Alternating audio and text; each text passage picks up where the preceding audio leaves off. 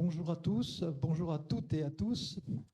Voilà, donc aujourd'hui, on est réunis pour essayer d'aborder le sujet « Quelle électricité pour demain ?» Alors l'électricité, c'est quelque chose qui est connu bien sûr de tout le monde, qui passe souvent de façon très inaperçue dans notre vie quotidienne, puisqu'en fait, l'électricité, on l'utilise, on l'exploite, mais on a beaucoup de mal à en prendre conscience, y compris prendre conscience de son importance. Alors aujourd'hui, on est quand même dans un monde où l'électricité est le fruit d'une histoire, le fruit d'un équilibre permanent qui est établi maintenant entre la production et la consommation. Alors on produit souvent en grosse quantité parce qu'en face, on a une grosse consommation. Et puis de temps en temps, on évoque le problème du stockage où finalement l'électricité, il est intéressant de la mettre de côté pour pouvoir en fait l'utiliser quand on en a besoin. Alors le stockage est divers et varié aussi. Il procède souvent par batterie. On stocke l'électricité pour la journée dans nos portables. On fait beaucoup de stockage sans trop en parler finalement. La voiture électrique a mis aussi l'accent sur l'utilisation plus industrielle de la batterie. Enfin, toujours est-il que l'électricité aujourd'hui est quand même quelque chose qui est quasiment devenu indispensable à la vie courante et à la vie industrielle. Alors cette électricité, on parle beaucoup de ce qu'on appelle le mix électrique, c'est-à-dire qu'on a affaire à un doux brassage des différents modes de production. Alors, je ne vais pas refaire un cours d'électricité, bien évidemment. Je citerai juste le nucléaire, qui reste un produit de base important en France. Et puis, à côté de ce nucléaire, on a affaire à toutes les énergies renouvelables. L'hydraulique, qu'il ne faut pas oublier, parce qu'en fait, elle fait partie aussi d'une consommation importante. Et puis, les énergies renouvelables comme le vent ou le solaire, qui ont un inconvénient majeur, c'est d'être ce que l'on appelle intermittente. C'est-à-dire qu'en fait, quand il n'y a pas de soleil, il faut bien trouver un moyen d'utiliser de l'électricité si on en a besoin. Donc on est dans ce contexte-là. Et aujourd'hui, on voulait mettre un focus sur la mer. Alors la mer, comment aborder la mer avec cette électricité? Alors en fait, on n'abordera pas le côté courant ou le côté marée avec la production qui ressemble d'assez près à l'hydraulique, puisqu'en fait c'est des turbines et c'est l'utilisation de courants d'eau qui permettent en fait de faire tourner des turbines. Mais on essaiera d'aborder des côtés un peu plus physico-chimiques, si je peux me permettre une expression un peu barbare, qui permettront en fait de voir que finalement il y a pas mal d'éléments dans la nature et dans la mer qui permettent en fait d'envisager de la production. Alors peut-être pas de la production à grande échelle dans un premier temps, mais en fait des prémices vers peut-être des solutions qui pourront être industrialisées prochainement. Alors on a trois présentations. La première avec Anne-Laure Biance, qui en fait va nous présenter comment on peut exploiter la cohabitation de l'eau de mer et de l'eau douce pour essayer de voir comment on peut produire un peu d'électricité. Ensuite, Paul Vincent de Supergrid, qui travaille beaucoup sur tout ce qui est offshore, c'est-à-dire en fait tout ce qui est... Alors, on parle de la mer et de l'éolien, mais il ne faut pas oublier une chose, c'est qu'en fait, si l'éolien est en mer, la mer ne produit pas d'électricité, c'est surtout le vent qui agit. Donc en fait, il ne faut surtout pas oublier cette notion de vent et éolien et de territoire que permet la mer d'accueillir en fait du vent à grande vitesse, parce qu'en fait, le vent n'a pas la rugosité voulue sur le territoire d'une terre habituelle, quoi. Donc, on abordera le côté plutôt réseau, comment en fait on interconnecte et comment on voit des évolutions de réseau qui aujourd'hui peuvent passer par la mer. Et puis on essaiera de finir par quelque chose peut-être un peu plus original ou un peu plus surprenant, c'est comment on arrive aujourd'hui à avoir des concepts de batterie ou des concepts de production d'électricité par des moyens ou des méthodes. Ce sera le côté un peu laboratoire, voire tourné vers la médecine, qui pourrait peut-être utiliser ces sources élémentaires pour de la production d'électricité à très petite échelle, quoi. Voilà le panorama de notre discussion. Alors, ce que je vous propose, c'est de laisser les 3 présentations qui dureront à peu près chacune une vingtaine de minutes. Et puis ensuite, de regrouper les questions pour le débat final qui nous amènera, je pense, jusqu'à 13h45 si on veut respecter l'horaire, quoi. Voilà.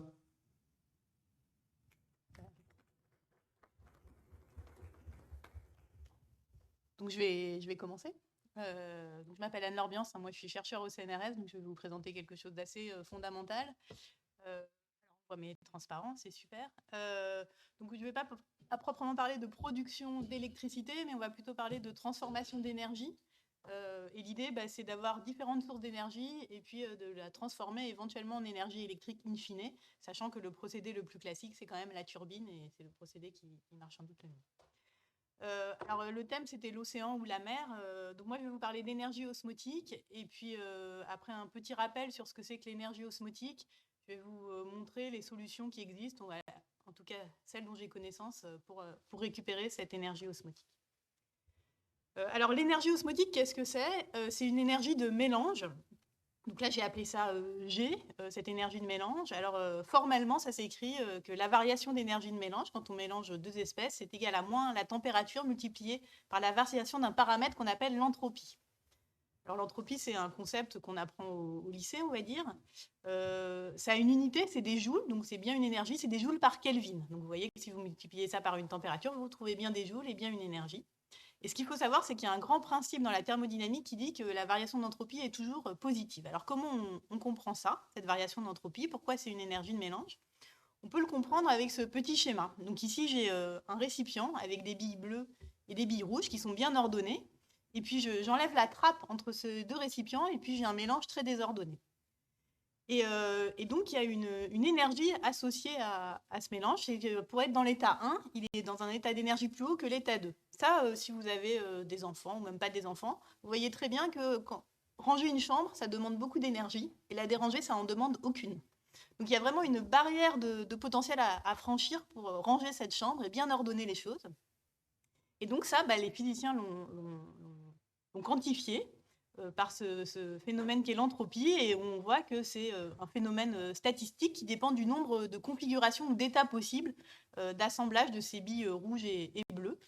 Et donc, on a que cette entropie est égale à quelque chose qui s'appelle la constante de Boltzmann, qui est une constante fondamentale, on va dire, fois le logarithme du nombre de combinaisons possibles d'assemblage de ces petites billes rouges et bleues. Et on voit que plus le système est grand, plus ce nombre de combinaisons sera important.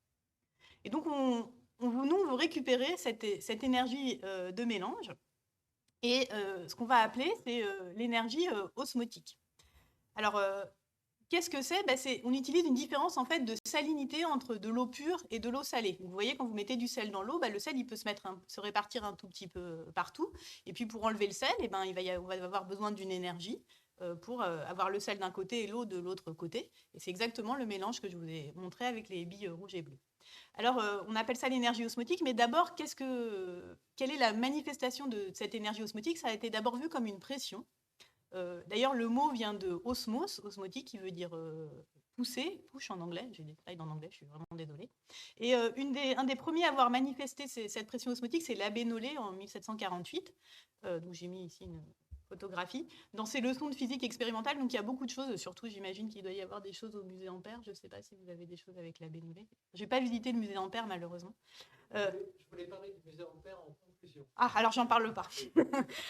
Alors, qu'est-ce qu'a fait l'abbé Nollet? Il a pris des vessies de porc qu'il a remplies d'alcool, il les a pesées, et puis après, il les a repesées, et il a observé que le poids était plus important après les avoir plongés dans l'eau. Et ça, c'est parce qu'en fait, la vessie de porc, c'est une membrane semi-perméable qui laisse passer l'eau et pas l'alcool. Donc, vous savez que l'alcool et l'eau sont miscibles. Si on met de l'alcool dans l'eau, tout va se mélanger. Mais si on a l'alcool dans la vessie de porc, il y a de l'eau qui va rentrer dans ce mélange d'alcool. Et donc ça, il y a une différence du coup de pression pour induire ce flux entre l'alcool sans eau et puis l'eau sans alcool pour faire un mélange. Alors, c'est un phénomène, donc cette pression osmotique, qui se manifeste dans la vie courante depuis très longtemps. Donc, ça date de la Bénolée, mais nous, on l'utilise par exemple pour la salaison des jambons. On met du sel dans le jambon ou dans le saucisson.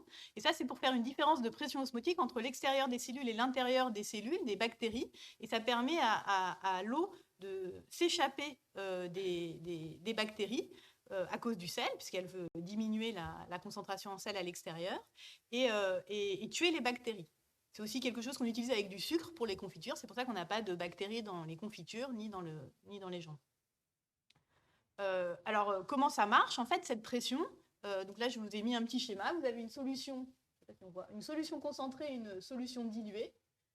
On a une membrane semi-perméable, donc qui ne laisse pas passer le sel. Et donc, la solution diluée va vouloir diluer la solution concentrée pour être dans un état où les deux concentrations sont les mêmes. Et donc, on a une différence de pression entre ces deux compartiments qui s'écrit comme RT fois la différence de concentration en sel. Et en fait, cette différence de pression, elle est considérable. En fait, elle vaut 28 atmosphères pour une différence de salinité d'environ 1 molaire. Donc, c'est une différence de pression vraiment considérable. Et l'idée, ça correspond, 28 atmosphères, ça correspond à une chute d'eau de 280 mètres. Et du coup, l'idée, c'est de récupérer cette différence de concentration. Alors en fait, on voit que la mer, elle est salée et l'eau des rivières, elle n'est pas salée. Et donc on a aussi une différence de concentration à l'embouchure des rivières. Et l'idée de récupérer l'énergie osmotique, c'est de récupérer cette différence de concentration. Et donc pour vous donner des ordres de grandeur, alors je ne sais pas si ça vous parle énormément, mais si on regarde la différence d'énergie ou l'énergie qu'on peut récupérer à l'embouchure d'une rivière, elle vaut 0,8 kWh, parce qu'on parle souvent en kilowattheure en énergie, on ne parle pas en joules. Enfin, quand on n'est pas physicien en tout cas, et par mètre cube d'eau de mélange. Et pour vous donner un petit peu, si on regarde les débits des estuaires, pour vous donner les ordres de grandeur sur Terre, le nombre d'estuaires qu'on a, on pourrait récupérer par an 17 000 TWh d'énergie. Donc ça, c'est énorme en fait. Ça correspond à peu près à l'équivalent de 1000 à 2000 réacteurs nucléaires. Sachant qu'en France, il y a 56 réacteurs nucléaires. Et je pense que dans le monde, il y en a environ 300 ou quelque chose comme ça. Alors, ce qu'il faut voir, c'est que c'est un chiffre théorique. Il y a des gens qui ont fait des études pour voir ce qui était écologiquement possible de récupérer. C'est-à-dire qu'on ne va pas utiliser tout le débit des rivières, on ne va pas mettre à sec toutes les rivières. Ça pose des problèmes écologiques importants. Et en fait, ce qu'on peut récupérer, c'est environ 40 à 50 réacteurs nucléaires. Mais c'est quand même l'équivalent du nombre de réacteurs nucléaires qu'on a en France. Et c'est très important. Alors ça, c'est juste si on mélange l'eau des rivières et l'eau des mers. En fait, il y a des gradients salins aussi dans les mers verticaux qui peuvent être plus importants que ces gradients. Et ça laisse suggérer des potentiels applicatifs intéressants. Alors maintenant, je vais vous parler des quelques solutions techniques qui existent, parce que là, je vous ai parlé d'une vague membrane semi-perméable, de vessie de porc, et ce n'est pas comme ça que les choses sont faites. Et donc, c'est souvent des procédés membranaires qui existent. On peut dire qu'il y a 4 ou 5 procédés aujourd'hui qui battre le haut du pavé, et puis on utilise aussi des procédés mixés entre les deux. Je vais vous parler du premier qui s'appelle la Pressure Retarded Osmosis, ou PRO, alors pression osmotique retardée, on va dire ça en français. Un deuxième procédé qui est l'électrodialyse inversée, un troisième procédé qui s'appelle du mélange capacitif, et puis je vais vous parler un tout petit peu de procédés sans membrane. Alors commençons par la pression osmotique retardée. Donc l'idée là, elle est très simple, c'est qu'on a une membrane semi-perméable qui va laisser passer l'eau et pas le sel. Donc on va créer une différence de pression. Alors on crée une surpression pour créer un écoulement quand même de l'eau salée. Il faut quand même appliquer une pression au système, qui est la moitié de la pression osmotique. Il faut utiliser une membrane semi-perméable, donc les membranes sélectives qui ne laissent pas passer le sel, elles ont une sélectivité de 99%, ce qui est assez intéressant aujourd'hui. Et donc l'idée sur ce schéma, qui est pris d'une publication de Logan et Lemelec dans Nature en 2012, je crois, c'est que ce que vous voyez, c'est que vous avez ici de l'eau salée, ici de l'eau pas salée, et du coup vous faites un écoulement d'eau salée. Du coup, l'eau pas salée va vouloir passer, et puis en voulant passer, elle peut créer un écoulement et entraîner une turbine. Donc en fait, on revient quand même au mécanisme de la turbine pour transformer l'énergie mécanique cette fois-ci. On a de l'énergie osmotique qui est transformée en énergie mécanique qui va être transformée en électricité. La puissance attendue par ce type de procédé, c'est environ 5 à 6 watts par mètre carré de membrane. Donc dans ces systèmes, on parle souvent en watts par mètre carré de membrane, parce que ce qui coûte cher, c'est les membranes. Et les puissances réelles mesurées, c'est plutôt 1 ou 2 watts par mètre carré. Alors, il y a des limites théoriques qui sont la perméabilité de la membrane, c'est-à-dire que comme on ne veut pas qu'elle laisse passer le sel, vous pouvez imaginer qu'il y a des tout petits trous, et laisser passer l'eau dans ces tout petits trous, ça coûte de l'énergie. Il y a beaucoup de dissipation visqueuse par cela. Et il y a un phénomène qui s'appelle la polarisation de concentration, qui est vraiment le phénomène majeur qui limite ces procédés aujourd'hui, dont je vous parlerai très rapidement. Il y a aussi les limites pratiques. Je vous ai parlé de ces membranes qui ont des tout petits trous subnanométriques. En dessous du nanomètre, il y a le bouchage des membranes, c'est-à-dire que l'eau qu'on a dans les rivières, il faut des étapes de filtration avant qui coûtent aussi assez cher et qui bouchent les membranes. Le deuxième procédé, il est un peu différent, ça s'appelle l'électrodialyse inversée, et cette fois-ci, on ne passe pas par l'énergie mécanique, c'est-à-dire qu'on transforme directement l'énergie osmotique en énergie ionique, donc électrique. Alors, je vous explique comment ça marche. Vous avez ici, cette fois-ci, des membranes semi-perméables. Donc, le sel, il y a des anions et des cations, des charges plus et des charges moins. Et la solution, elle est l'électroneute. Il y a autant de plus que de moins dans l'eau salée.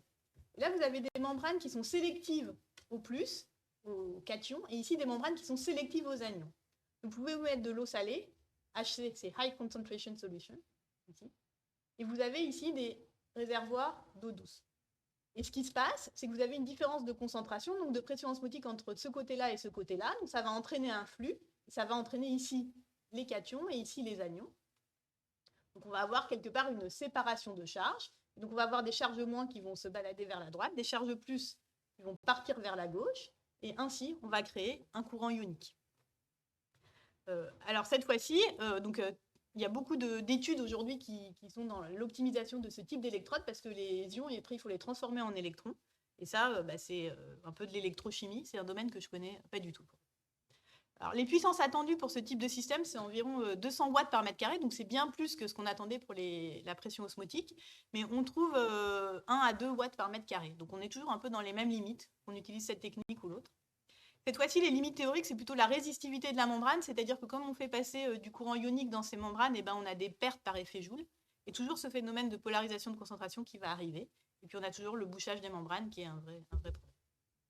Alors la polarisation de concentration, c'est ça qui existe aujourd'hui. Donc il y a eu cet article fondateur, vous voyez, c'est toujours le même monsieur Elimelech.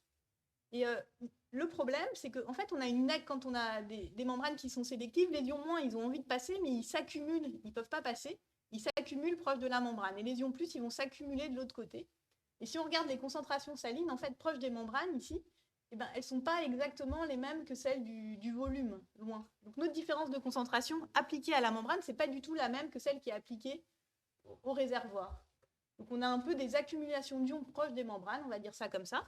Et ça, il faut les enlever. Donc on peut créer des flux, on peut faire des couches limites liquides proches de ces membranes, mais on a vraiment du mal, comme c'est des échelles toutes petites, à s'en débarrasser. Et ça limite énormément les procédés, et c'est le sujet sur lequel les chercheurs travaillent vraiment aujourd'hui. Donc il n'y a pas de solution pour ça aujourd'hui, en tout cas pas à ma connaissance.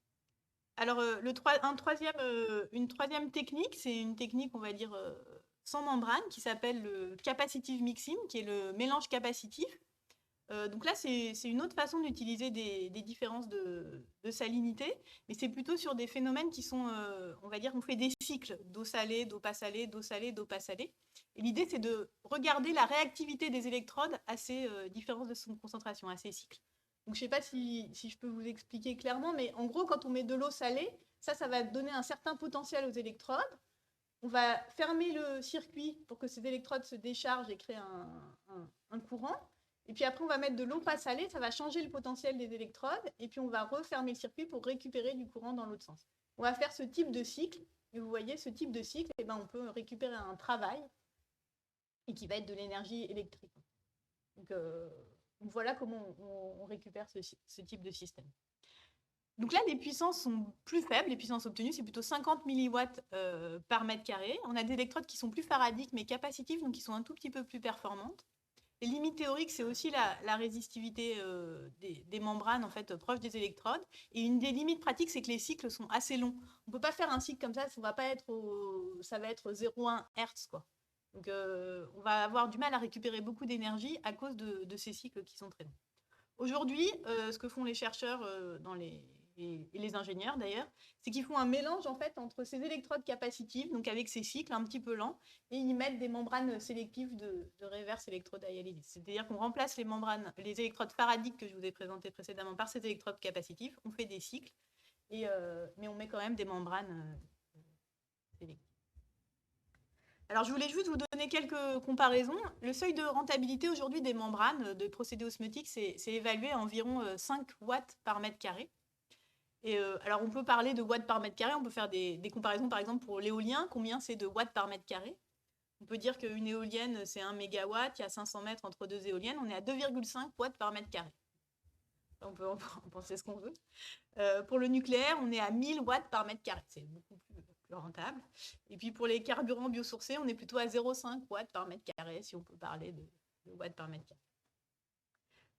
Voilà, donc l'énergie osmotique, elle est un peu comme l'éolien. C'est une énergie qui n'est pas intermittente, donc ça, c'est plutôt intéressant. Alors, au niveau des coûts, elle est rentable, la Pressure Reverse Osmosis, retardée d'osmosis, si la source d'eau douce est gratuite, ce qui peut poser des questions aujourd'hui, et si le coût de l'électricité est cher. Donc, on aurait 0,15 $ au kilowattheure. La reverse électrodialyse, en fait, elle est plus rentable si l'électricité est peu chère, et puis le coût des membranes est un petit peu supérieur. C'est-à-dire que pour les membranes qui sont sélectives aux ions, c'est plutôt 20 $ par mètre carré, alors que les membranes échanges d'ions, c'est plutôt 100 $ par mètre carré. Donc on peut, voilà, ça donne des ordres de grandeur, des seuils de rentabilité des systèmes. Alors il y a plein de gens qui ont essayé de créer des usines, des pilotes pour ce type d'énergie. Donc là, je vous fais un tout petit panorama. La première centrale osmotique, elle utilisait la PRO, c'est-à-dire une transformation d'énergie osmotique en énergie mécanique. Elle date de Norvège. Ils avaient réussi à récupérer 4 kW pour 1 watt par mètre carré de membrane, et ça, c'était pas rentable économiquement. Donc cette usine s'est arrêtée, ce pilote s'est arrêté. Il y a eu le projet ReaPower en Italie, qui a duré de 2010 à 2016. Eux, ils avaient 700 watts pour 400 mètres carrés de membrane, donc ils ont commencé à produire pas mal de puissance. Ils utilisaient des salines et puis ils avaient des puits d'eau douce, donc ils avaient des différences de concentration entre 5 molaires et 0,1 molaire. Et ça s'est pas avéré rentable économiquement, à cause en fait essentiellement du coût des membranes et des bouchages. Ils se sont spécialisés dans la récupération d'énergie thermique. Il y a eu une usine pilote aussi, Salt Power, au Danemark, qui existe encore, 2015, depuis 2015, qui, eux, ils ont quand même réussi à créer 100 kW, on commence à avoir des choses assez intéressantes, grâce à des membranes de technologie japonaise. Alors, eux, ils utilisaient des saumures provenant de l'excavation je sais plus, de matériaux. Donc, c'est plutôt les rejets industriels, on va dire. Donc, ça, c'est quelque chose d'assez intéressant. Et puis, ils utilisaient aussi, ils mixaient ça avec de la thermique et des chaleurs géothermales du sous-sol. Et puis après, il y a eu l'entreprise Switch Energy qui a commencé, on va dire, l'aventure de Switch Energy à Lyon, qui existe depuis, donc avec Lidéric Bocquet, qui existe depuis 2017. Donc eux, ils ont réussi à produire 500 mégawatts avec une technologie de membrane qui est vraiment pas chère, c'est des membranes naturelles. Donc ça, c'est plutôt intéressant. Il y a un partenariat avec la Compagnie nationale du Rhône sur l'embouchure du Rhône. Il y a d'autres usines pilotes, par exemple en Amérique du Sud, qui sont en train d'être mises en place. Et il y a un développement aujourd'hui pour récupérer plutôt aussi ce qu'on appelle la chaleur fatale. Alors, je vais revenir un tout petit peu là-dessus. Parce qu'en fait, ce que vous voyez ici, c'est que les 3 dernières, là, eux, ils ont voulu récupérer l'énergie thermique aussi, là, les chaleurs géothermales, et là, la chaleur fatale. Donc, en fait, cette énergie osmotique, elle est intéressante, mais va être beaucoup plus intéressante si elle est couplée à de l'énergie thermique. En fait, ce qui se passe, c'est que, par exemple, si on regarde l'industrie européenne, elle va créer de l'énergie thermique de basse qualité. Votre ordinateur, il chauffe, votre téléphone portable, il chauffe. Par exemple, en Europe, l'industrie, c'est 50 réacteurs nucléaires par an d'énergie thermique de basse qualité qui est dégradée et qu'on n'utilise pas. Et donc, l'idée, c'est de l'utiliser. Et donc, c'est d'avoir une source de température chaude, une source de température froide, et puis de mettre un dispositif entre les deux. Donc, souvent, on utilise un moteur de Carnot, par exemple, pour récupérer, changer cette énergie en énergie mécanique, puis en électricité éventuelle. Et pour ça, il y a des dispositifs thermoélectriques qui sont bien connus, qui sont faits à base de semi-conducteurs, de terres rares, donc qui sont en fait écologiquement et économiquement peu rentables, parce que ça pollue en fait d'aller comment dire, les mines de terres rares, etc. C'est polluant, c'est loin, c'est coûteux. Et donc, il y a un phénomène qui existe depuis plus de 80 ans, qui a été mis en évidence par Deryagin, qui est la thermoélectricité ionique. Et c'est l'idée que quand on a une membrane et qu'on a un réservoir chaud, un réservoir froid, et on peut créer une différence de potentiel. Alors, c'est quelque chose qui n'est pas bien compris encore fondamentalement. On travaille dessus. Il y a des théoriciens qui font des simulations numériques. On a fait des expériences modèles. Mais le mécanisme de génération de cette thermoélectricité, alors il y a des pistes, mais il est pas bien compris. En tout cas, dans les liquides avec des ions. Mais par contre, il y a des gens, essentiellement des groupes en Chine, eux, ils se sont posés moins de questions. Ils ont mesuré les choses directement avec des membranes de tout acabit, on va dire. Ils ont trouvé des gros coefficients de Seebeck, c'est-à-dire qu'ils ont permis de récupérer pas mal de volts par différence de 1 à 30 millivolts par différence de température en Kelvin, par Kelvin.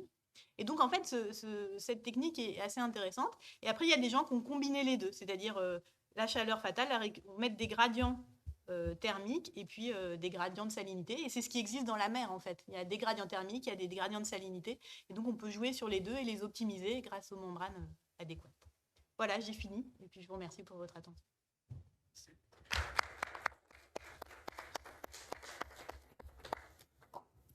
Vous êtes remarquable parce que vous avez tenu pile 20 minutes. Quoi. Ah bah, je suis formatée.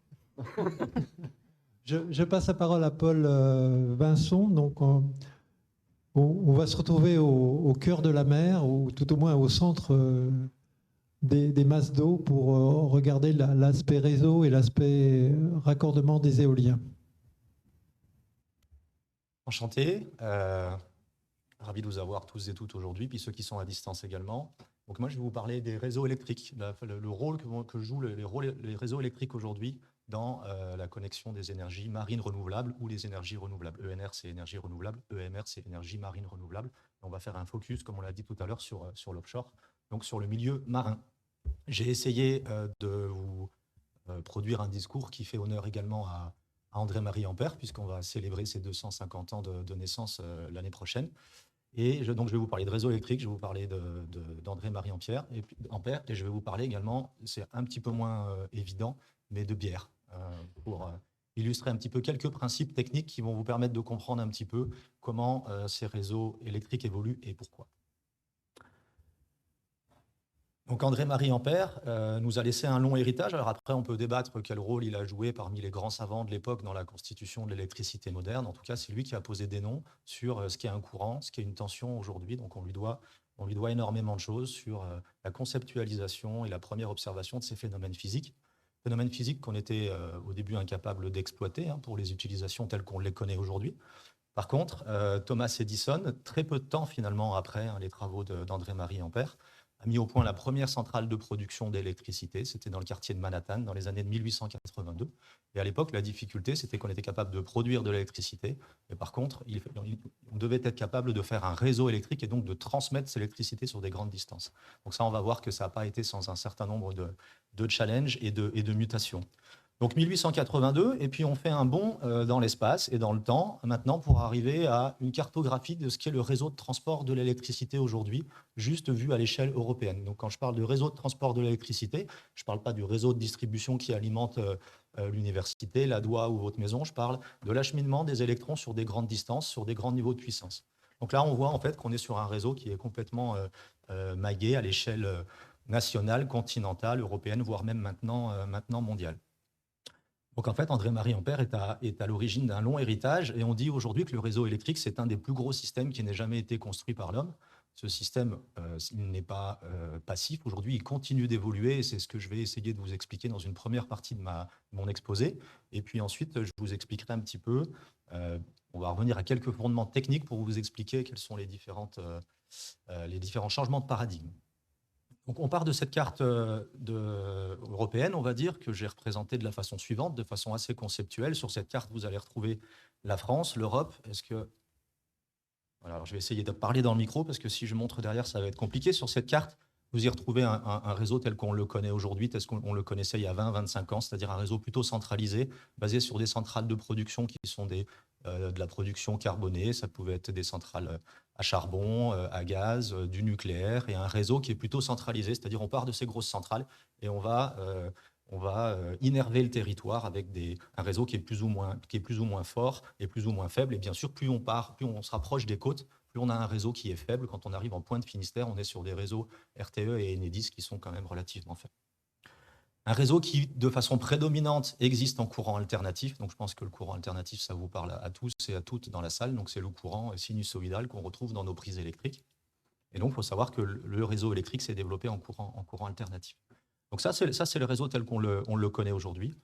Assez récemment dans l'histoire, vers les années 1970-1980, on a commencé à apparaître des réseaux à courant continu qui sont représentés ici. Ici et ici. Ça, ce sont des liens qui existent. On appelle ça des interconnexions. Ça sert à échanger de la puissance entre des zones pour lesquelles on n'est pas capable de mettre des lignes électriques pour différentes raisons. En France, on est sur un réseau qui est un réseau à 50 Hz. En Europe, sur la plaque continentale européenne, on est à 50 Hz. Au Royaume-Uni, ils sont à 60 Hz. On ne peut pas connecter deux systèmes électriques qui n'ont pas la même fréquence. Donc le courant continu, la liaison à courant continu qui est représentée ici, existe depuis les années 1950. C'est-à-dire qu'on passe du courant alternatif, on passe en courant continu, et on repasse du courant continu en courant alternatif 60 Hz quand on arrive sur le sol au Royaume-Uni. Donc ça, c'est les premières applications du courant continu qui ont été de toute façon nécessaires dans l'existence et la croissance d'un réseau électrique européen. Et ces liens-là sont en service actuellement depuis des années. Le problème qui se passe maintenant, ou qui se pose en tout cas, c'est... alors, ce n'est pas un problème, on fait face à la transition énergétique. La transition énergétique nous oblige aujourd'hui d'avoir des sources de production qui sont nettement décarbonées par rapport à celles qu'on connaît. En France, d'un point de vue carbone, on va dire on n'est pas trop mal loti avec le nucléaire, bien qu'il soit par ailleurs très, très polémique sur d'autres aspects. En tout cas, l'Union européenne s'est donné comme ambition et comme objectif d'intégrer 300 gigawatts de puissance éolien, marin donc principalement, mais pas que. Et le développement de cette énergie marine renouvelable éolien va principalement se positionner en mer du Nord, dans cette zone-là. Pourquoi? Parce qu'il y a des gisements qui sont très importants, et puis parce que les niveaux marins ou les sols marins sont relativement peu profonds, et donc ils sont assez propices à construire des structures, parce que pour aller planter des éoliennes, permettez-moi l'expression, il faut des fondations, il faut des pylônes, et ça coûte très cher. Il faut des sous-stations électriques également, et ça coûte très cher. Donc, il faut avoir des sols marins qui soient relativement peu profonds. Donc, 300 gigawatts à installer en mer du Nord. Donc, comment on fait? Et c'est là où le courant continu va, en fait, par rapport au schéma de réseau que je viens de vous présenter, va continuer à jouer un rôle important. Aujourd'hui, de nombreux travaux d'études ont été préliminaires à la cartographie que je vous présente là. Il y a des projets qui commencent à sortir de terre. Et donc, un nombre massif d'éoliens vont être installés en mer du Nord. Et il est prévu que toutes ces éoliennes-là soient raccordées sous la forme de différents champs mutualisés en courant continu. Et dans la partie technique de mon intervention, je vous expliquerai pourquoi le courant continu s'impose ici et le courant alternatif est tout simplement pas une option. En tout cas, c'est ça qui est en train de se produire aujourd'hui en Europe. On va vers de plus en plus de courants continus dans nos réseaux. Et ça veut dire qu'à terme, on va se retrouver à être sur un réseau qui aura changé un petit peu d'ADN. On va être sur un réseau hybride, courant alternatif, courant continu, avec une interdépendance des deux types de tension, et ceci à tous les niveaux de tension, au niveau de la transmission, comme c'est représenté sur mon graphique ici, mais ça va être également le cas au niveau des usages. On commence à avoir des véhicules électriques, on commence à avoir du stockage, on a énormément d'usages qui sont en courant continu, et à un moment donné où ça fera relativement peu de sens de passer notre temps à convertir du continu en alternatif pour repasser en courant continu. Donc on va commencer à mutualiser tout ça, et le courant continu va se développer également en moyenne tension. C'est ce que j'illustre ici. Donc, si on fait un zoom sur la partie distribution, une fois qu'on a intégré ces 300 gigawatts en mer du Nord, bien évidemment, il va falloir renforcer le réseau terrestre, puisque, comme je le disais tout à l'heure, en pointe Finistère, le réseau il est pas prêt pour accueillir en fait, des gigawatts de puissance. Le réseau allemand, c'est pareil. Hein. J'illustre 2 corridors ici. Donc ça c'est une réalité. Les Allemands ont lancé ce type de grands projets d'infrastructure. Ils sont en train de déployer 3 corridors. 320 000 volts, 4 000 ampères de courant continu pour être capable d'acheminer cette énergie qui va venir du nord et des éoliennes vers le sud Bavière notamment par exemple, et traiter ce qu'on appelle le foisonnement. On a parlé d'énergie intermittente tout à l'heure. On a du vent quand on n'a pas de soleil, on peut avoir du soleil quand on n'a pas de vent, et donc l'objectif c'est bien à un moment donné d'être capable de fournir la consommation nécessaire à des moments de la journée où finalement on n'a pas de soleil dans le sud de l'Allemagne. Voici un petit peu pour l'évolution des grandes tendances du réseau électrique et la façon dont on va s'en servir pour connecter les énergies marines renouvelables. Et puis je vais vous expliquer maintenant pourquoi le courant continu s'est imposé.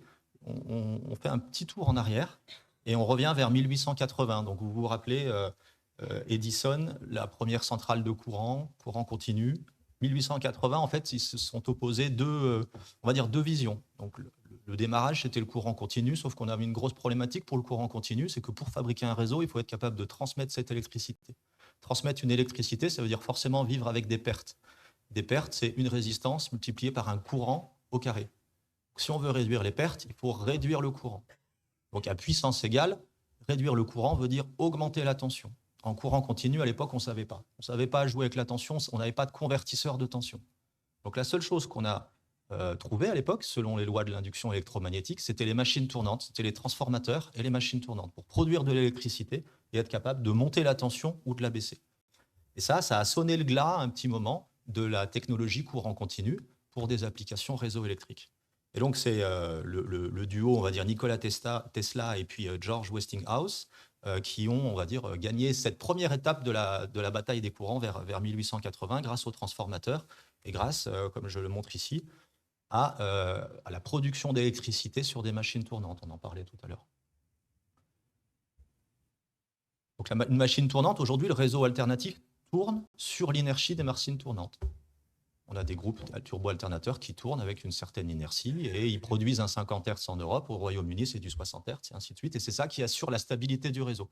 Quand le réseau, on essaye de tirer trop sur le réseau, ces groupes quelque part vont voir leur vitesse vouloir diminuer, la fréquence du réseau va chuter et à ce moment-là il faut réintroduire de la production dans le système. Inversement, si on a moins de consommation, on va voir la fréquence s'élever parce que ces groupes tournants vont s'emballer et il faut à ce moment-là avoir un mécanisme un petit peu régulateur.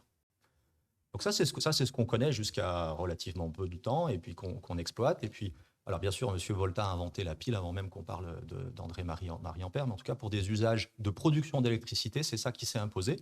Et puis, de plus en plus, on voit maintenant le courant continu comme source de production avec les panneaux solaires, le photovoltaïque ou les mécanismes d'osmose, comme on vient de le voir. Sauf que cette guerre des courants, elle n'est pas terminée et il est en train de se passer quelque chose d'assez intéressant. Quand on veut transmettre de l'énergie sur des grandes distances, il se passe. Donc c'est là où j'en arrive à la bière, finalement. J'avais promis d'en parler avec votre pins.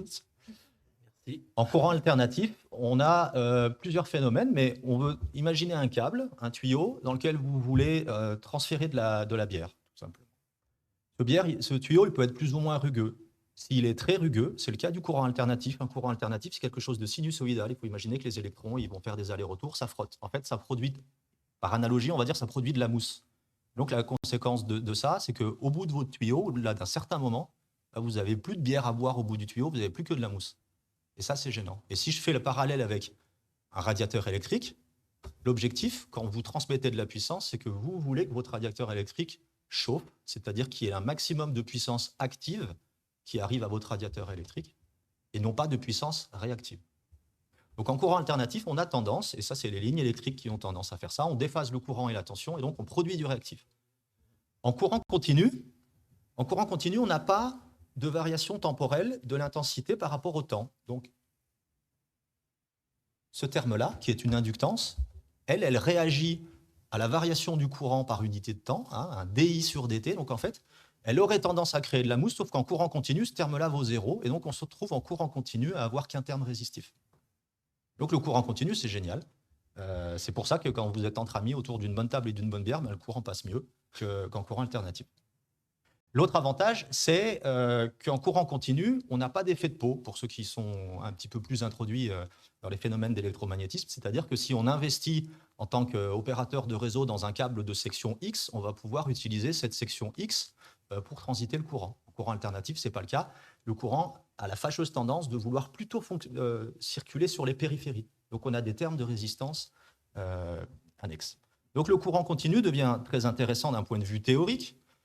Et depuis quelques années, l'électronique de puissance se développe à vitesse faramineuse. Les coûts, donc les volumes grandissent, les coûts diminuent. Et on est capable depuis quelques années en fait, de faire l'équivalent d'un transformateur à induction, mais avec des éléments qu'on appelle statiques, des thyristors, des diodes, des transistors, enfin voilà, et on a vu différentes technologies à travers les âges. Donc la conversion courant continu devient maintenant une solution, et notamment en mer, puisque si je reprends l'analogie de mon tuyau rempli de bière, au bout d'un moment, si on n'a que du réactif, ça ne marche pas, le courant continu rentre en jeu à ce moment-là. Les dernières technologies aujourd'hui, donc en bas, vous avez un schéma de principe des futures fermes qui vont être installées en mer. Hein. Donc, on a encore aujourd'hui un réseau de collecte sur la gauche. Donc, le réseau de collecte, c'est la façon dont on va connecter ensemble toutes les éoliennes. On est en général en 33, 66, bientôt 110 kV. On reste en courant alternatif à ce niveau-là. On collecte tout ça, donc on regroupe, hein, tout simplement. On arrive sur une sous-station de conversion qui s'appelle Offshore Converter Platform, qui maintenant, d'ailleurs, en France, est sous la responsabilité du RTE. Cette station de conversion va héberger les convertisseurs que vous voyez en haut à droite pour passer en courant continu. Et là, on est capable d'avoir une vraie autoroute, un vrai pipeline d'énergie pour retourner à terre. Et à terre, on va retrouver une deuxième station de conversion, on va repasser en courant alternatif au plus près des usages. Et globalement, c'est un mécanisme qui est vertueux, on a diminué les pertes. Chose que j'illustre ici. Donc, la conversion à courant continu, si je dis que l'électronique de puissance a fait des progrès, ça reste quelque chose de faire. C'est-à-dire qu'il faut investir dans une station de conversion. Donc, c'est ce que vous allez retrouver en vert. C'est pour ça qu'au début du graphe en vert, ici, là, vous avez un petit gap initial. C'est un droit de péage. Il faut payer le convertisseur. Une fois que vous avez payé le convertisseur, par contre, vous voyez que vous avez une courbe qui est un petit peu plus plate en vert que la courbe qui est en rose. Parce qu'en courant continu, vous avez moins de pertes qu'en courant alternatif. Donc ça veut dire qu'au-delà d'une certaine distance, pour une certaine quantité d'énergie, là on parle de 2 gigawatts, ce qui est grosso modo le standard pour exporter des fermes éoliennes, pour une ligne aérienne aux alentours de 500, 600, 700 km, le courant continu devient économiquement intéressant. L'alternatif reste une possibilité, mais c'est le choix économique qui va derrière faire la décision.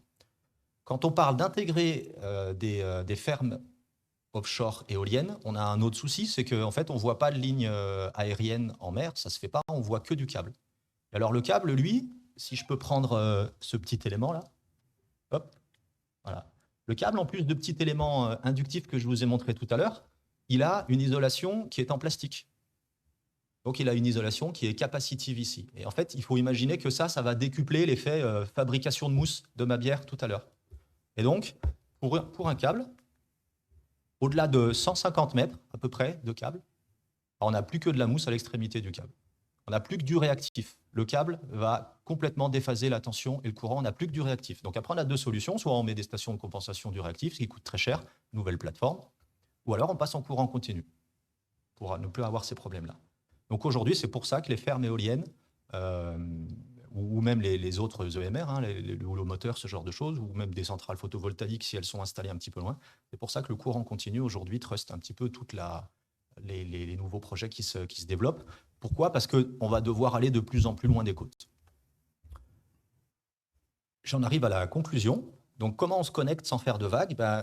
On l'a vu, hein, l'intégration des ENR, aujourd'hui, ça pose des problèmes de surface et de nuisance. C'est le syndrome de ce qu'on appelle NIMBY, not in my backyard. Personne ne veut avoir ce genre de choses chez soi ou dans son jardin. Le but, c'est de le mettre toujours chez les autres, voire plus loin.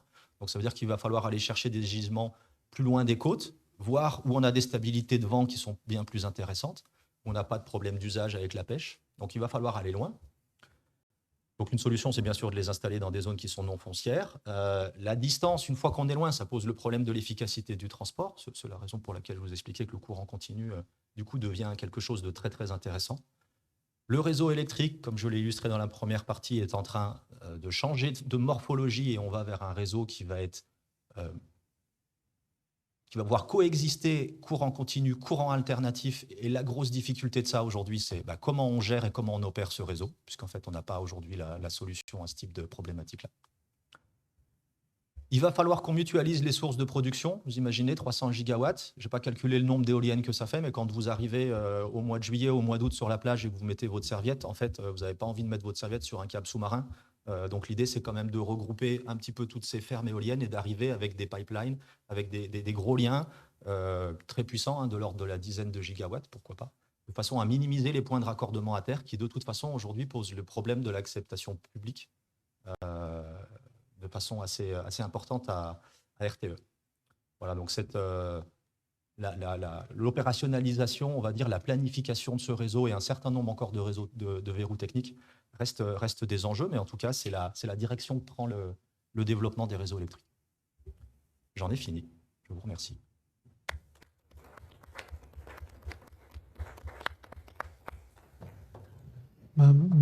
Merci beaucoup. On aborde le troisième volet où on va peut-être parler plus du côté peut-être batterie et petite source de production. Maintenant qu'on a vu que le réseau finalement permettait des échanges à la fois transfrontaliers et maritime. Donc en fait, on est bien dans une vision d'intégration complète des échanges, en particulier au niveau de l'Europe. On n'a pas parlé de la Méditerranée. C'est peut-être aussi un sujet qui peut être abordé dans les années à venir par rapport en fait au développement de réseaux, quoi. On pourra peut-être en dire un mot tout à l'heure. Marc, je vous laisse la parole pour le troisième volet. Merci beaucoup. Bienvenue à tout le monde et également à ceux qui sont à distance. Donc, j'ai appelé ma présentation l'Odyssée de la pharmacie, et je précise que je n'ai pas fait de faute d'orthographe. En santé, on mange les batteries. Donc, c'est assez facile de trouver certains liens entre les océans et le monde de la pharmacie, dans le sens où vous avez des médicaments historiques, donc qui sont issus de la recherche dans les océans. Donc j'en ai cité 3. Donc vous avez la zidovudine qui est l'AZT et qui est très connue parce qu'elle fait partie entre autres de la trithérapie, et c'est le premier médicament qui a été mis à disposition des personnes infectées par le VIH, donc en 1987. Donc le VIH et le sida, les premiers cas américains en 1981, et c'est 6 ans après que le premier médicament, l'AZT, a été, on va dire, mis à disposition, sachant qu'il a été découvert dans les années 60 dans le sperme de hareng.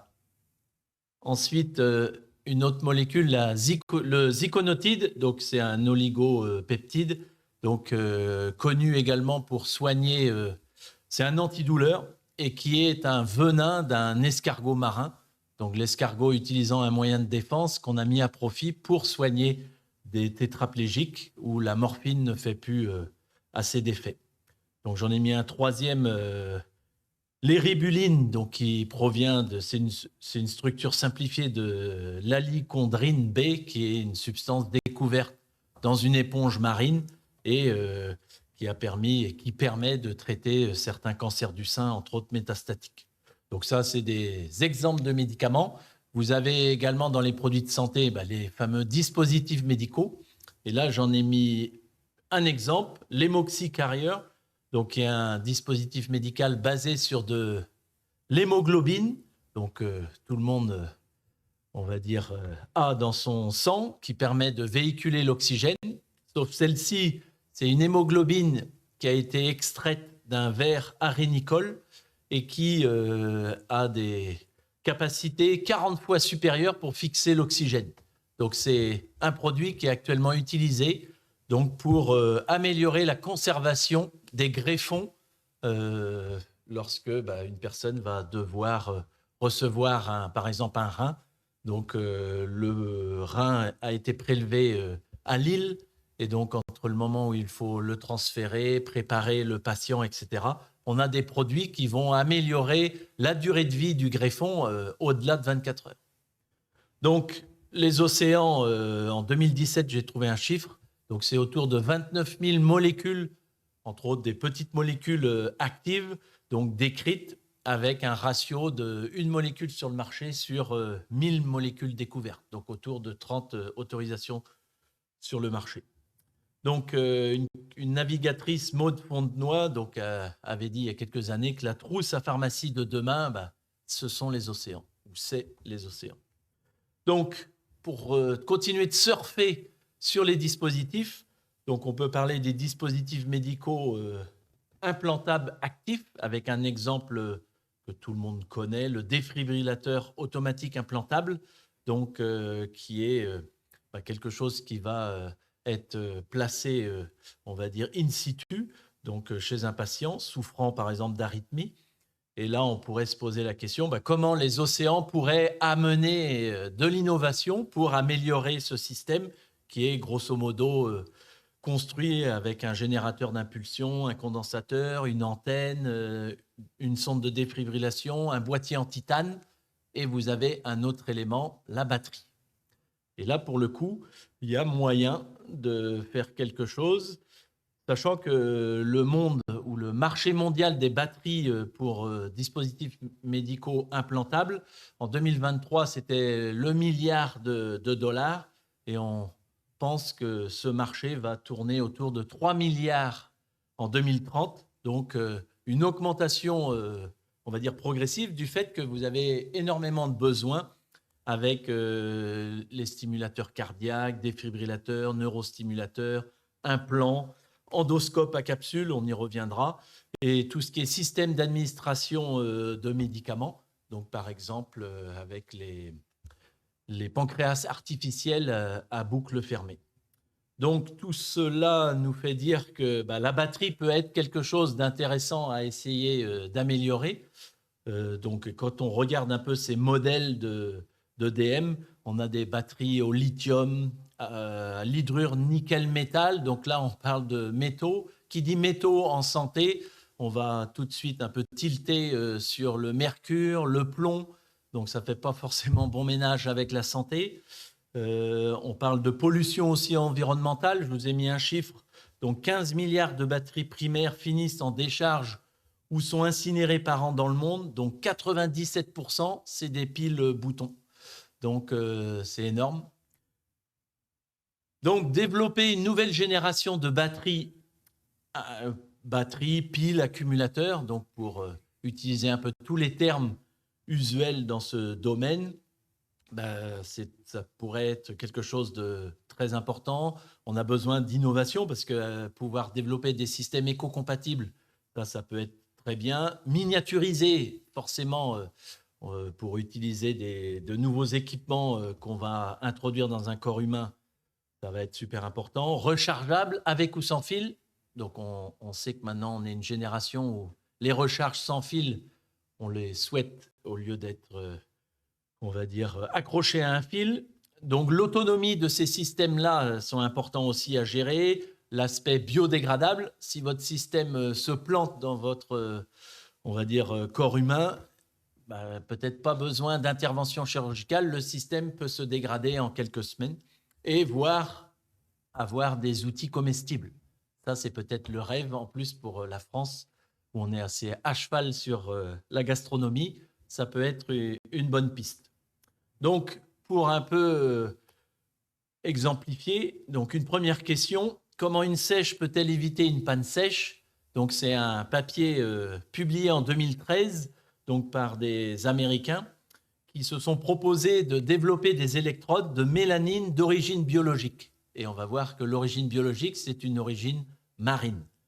Donc, ils ont utilisé de l'oxyde de manganèse lambda couplé à une anode où là, ils ont exploité le mélanine. Donc, c'est un dérivé de mélanine, donc bien connu parce que tous les jours, on en fabrique aussi à partir de la tyrosine, voire vous prenez de la L-Dopa, le médicament utilisé chez les Parkinson, et on peut fabriquer de l'eumélanine. Mais là, l'idée, ça a été d'utiliser de l'eumélanine naturelle provenant, on va dire, d'une sèche, Sepia officinalis.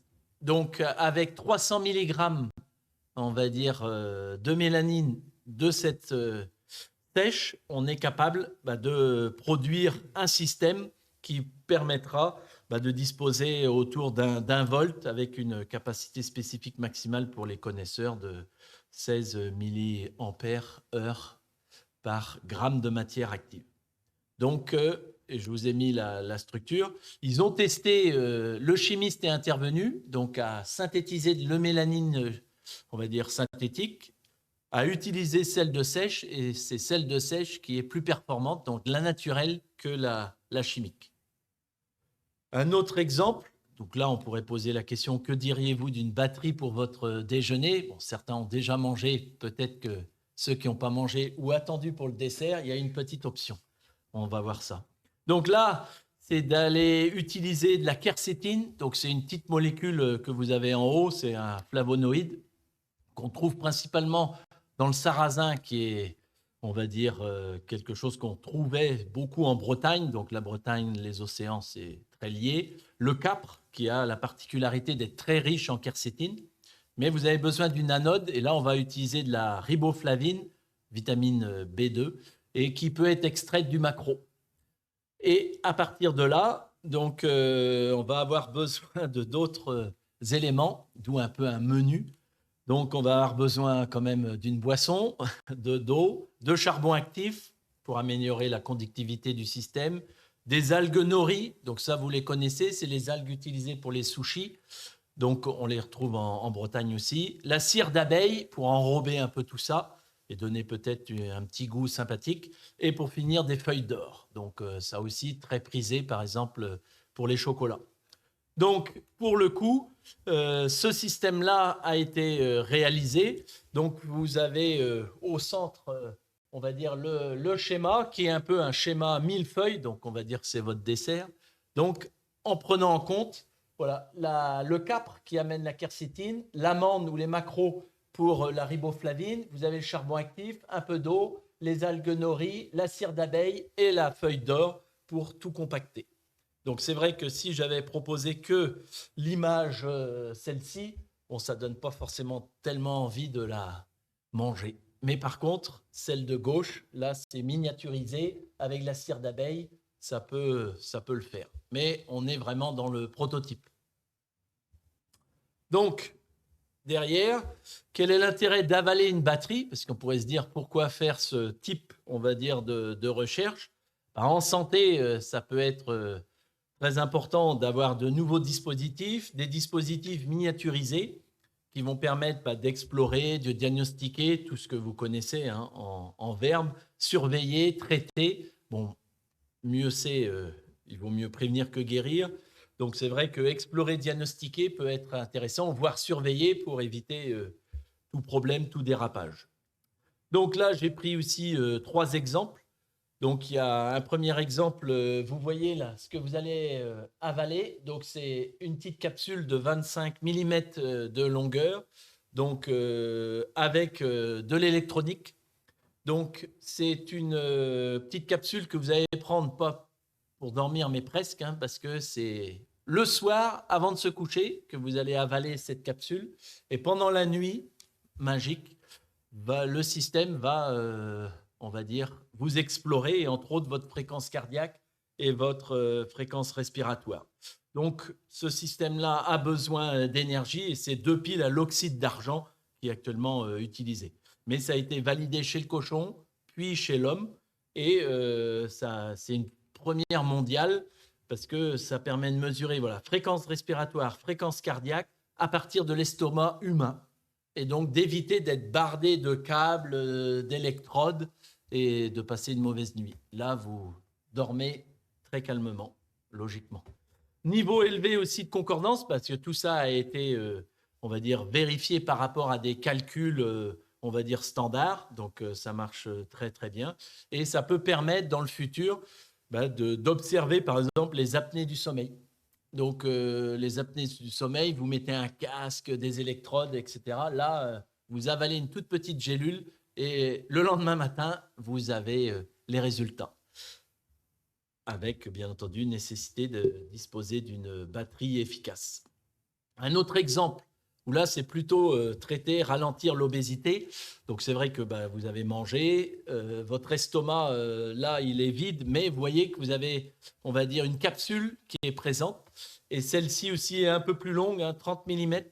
Donc, et celle-ci, vous devez la prendre avant de manger chez des personnes obèses. Et elle a la particularité, grâce à sa batterie, on va dire, ou pile à l'oxyde d'argent, de vibrer. Et va envoyer un signal à votre cerveau comme quoi vous devez arrêter de manger. Donc, c'est un système pour stimuler la satiété et éviter chez les obèses de continuer le repas. Donc, toute fin C'est une bonne chose. Donc, troisième exemple, là, c'est plutôt pour explorer le tube digestif.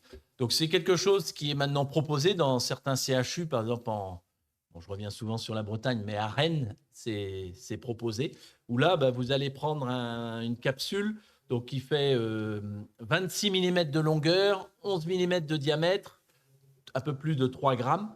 Et ce système-là va vous permettre également, deux piles à l'oxyde d'argent, donc de pouvoir filmer de l'intérieur. Donc c'est presque comme on est bientôt festival du film des Lumières, le voyage fantastique, mais là au niveau du tube digestif, parce que bon, il est assez long. Hein. Donc vous allez avoir différents clichés. Par exemple ici, c'est au début, hein, c'est vos dents. Donc, une fois que vous avez avalé ou positionné la capsule dans votre bouche, vous avez l'état de vos dents, mais vu de l'autre côté, hein, parce que souvent on voit de face, mais de l'autre côté, ça peut être intéressant. Puis après, l'épiglotte. Et après, on peut aller regarder certaines affections vasculaires, puisque vous avez des problèmes de circulation sanguine. On peut aller voir aussi vos valves. Les parois, etc. Et savoir si vous avez ou pas un problème.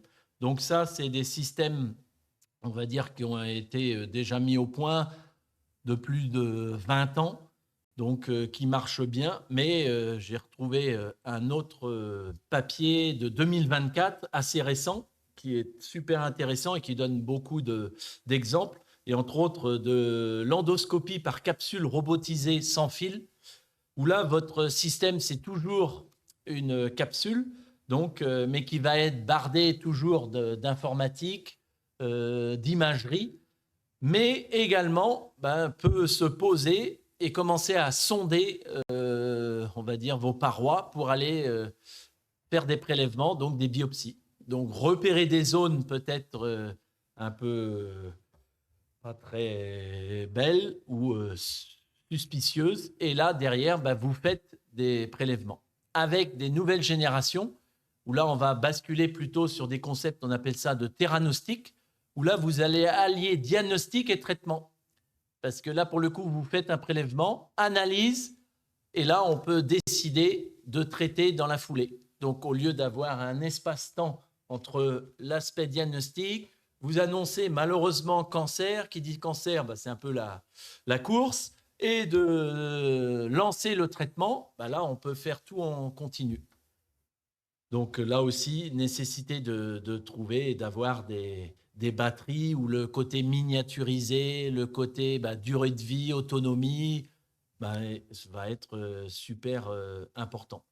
Donc c'est vrai que toutes ces notions de robotique, on va dire comestible, arrivent à grands pas. Vous tapez sur Google Scholar, Google, voilà, ce terme robotique comestible, vous avez beaucoup de choses qui sortent en santé dans le sens voilà, diagnostic, prévention, traitement, mais également robotique alimentaire, où là, on va voir des choses assez surprenantes aussi que vous pouvez lire, et d'où tout ce qui est innovation autour du corps, les capteurs, les composants informatiques, bien entendu les sources d'énergie, parce que sans source d'énergie, vous ne faites rien. Donc là, vous voyez que, on va dire, produire de l'énergie, mais on va dire propre, avec des substances, on va dire, naturelles, où votre système aussi a un problème, d'une certaine façon, se plante donc, dans l'intestin grêle, il n'y a pas forcément besoin de chirurgie pour aller récupérer la capsule avec sa batterie au lithium ou au nickel métal. Mais là, 2-3 semaines après, elle a disparu parce que, on va dire, vos enzymes ont fait ce qu'il faut. Le microbiote intestinal qui est bien présent, hein, parce que c'est 50 000 à 100 000 milliards de bactéries qui sont présentes. Donc, vous voyez que si vous choisissez bien les constituants, on va dire, ça peut disparaître vraiment rapidement. Donc, tout ça mis bout à bout avec le côté environnemental. Voilà, un autre chiffre, 40 millions de tonnes de déchets électroniques, voilà, qu'on va retrouver à droite et à gauche, parce qu'il y a ce qu'on récupère et tout ce qui est mis un peu, on va dire, dans des décharges à ciel ouvert. D'où la nécessité de trouver des matériaux comestibles. Donc là, j'ai parlé de eumélanine, riboflavine, de l'eau, bien entendu, le gros sel de Guérande. Mais vous avez les alginates aussi dans les algues, donc qui sont des substances aussi qui peuvent, par exemple, tapisser votre capsule. Donc ça va être très intéressant parce que les alginates, on utilise certains pour de la cosmétique. Donc là, ce serait de la cosmétique intérieure. Donc il y a beaucoup de choses à faire et on espère que, on va dire, l'innovation en Europe, et la France est richement dotée en océan. Donc, il n'y a pas que, on va dire, l'Atlantique, mais il y a aussi, on est la France dans l'océan Indien, dans le Pacifique, on est un peu partout. Donc, c'est vrai que là, il y a matière à faire de belles choses. Merci.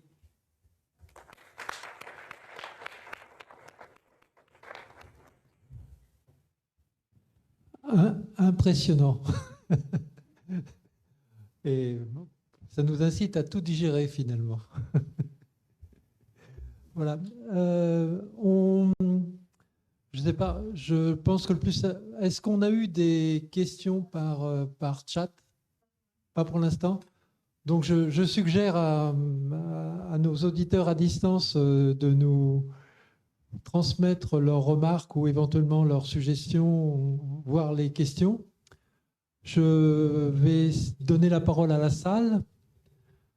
Je pense qu'on a un deuxième micro.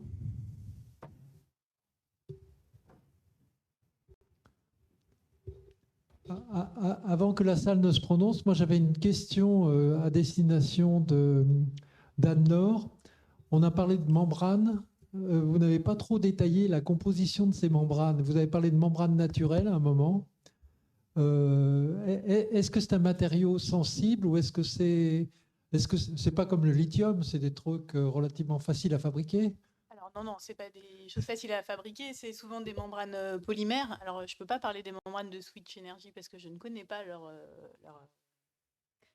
leur nature. Donc c'est souvent des membranes polymères, hein. C'est de la chimie un peu pas très écologique, on va dire.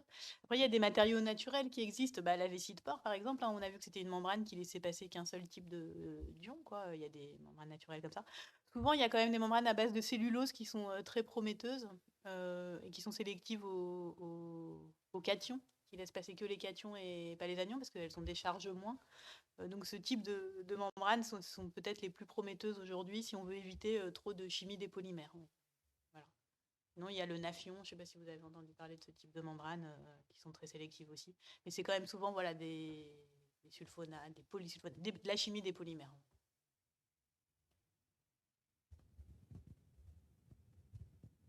Merci à tous pour ces exposés très intéressants. J'avais une question pour Paul Vince. Et concernant au tout début de l'exposé, vous avez montré les connexions aussi avec l'Italie ou l'Espagne, où il me semble pas, de mémoire, peut-être je me trompe, qu'il n'y a pas il y a concordance des fréquences des fonctionnements. Et quelle est la raison pour avoir des lignes, des courants continus dans ces pays? Et si c'est les cas aussi d'une voie de développement du courant continu aujourd'hui? En fait, c'est une question très, très, très juste et pertinente. C'est tout simplement la géographie du terrain qui est parfois assez compliquée pour faire passer des lignes aériennes au travers des Alpes ou dans les Pyrénées. Donc, en fait, dans ces cas-là, il est souvent utile d'avoir recours à des tranchées et donc à du câble, puisque dans des tranchées, on ne peut plus faire passer de lignes aériennes. Donc, c'est le cas, en fait, sur la liaison France-Italie, c'est le cas sur INELF entre France et Espagne. C'est le cas sur IFA 2000, la ligne France-Angleterre. La nouvelle ligne également, donc il faut savoir que ça, c'est des lignes qui sont opérées par les gestionnaires de réseaux nationaux, hein, donc RTE en France, Terna en Italie, National Grid au Royaume-Uni. Et on voit même maintenant des liens commerciaux, en fait, tirer profit de ces infrastructures qui existent déjà. Donc dans le tunnel sous la Manche, il y a une société qui s'appelle Getlink, qui est opérée par Eurotunnel, qui a pour vocation et qui vit en fait d'un transfert d'énergie entre la France et l'Angleterre, et qui opère ce tunnel. Et la seule façon en fait de passer là dans un tunnel, c'est pas une ligne aérienne, c'est un câble.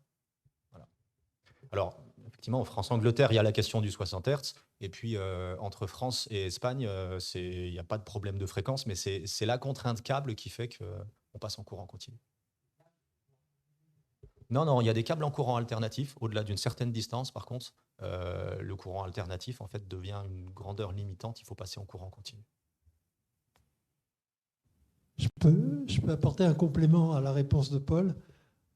Si on parle de la liaison France-Italie, RTE avait un gros projet de liaison aérienne qui passait vers le col du Petit Saint-Bernard, de ligne 2x400 pour doubler la ligne existante.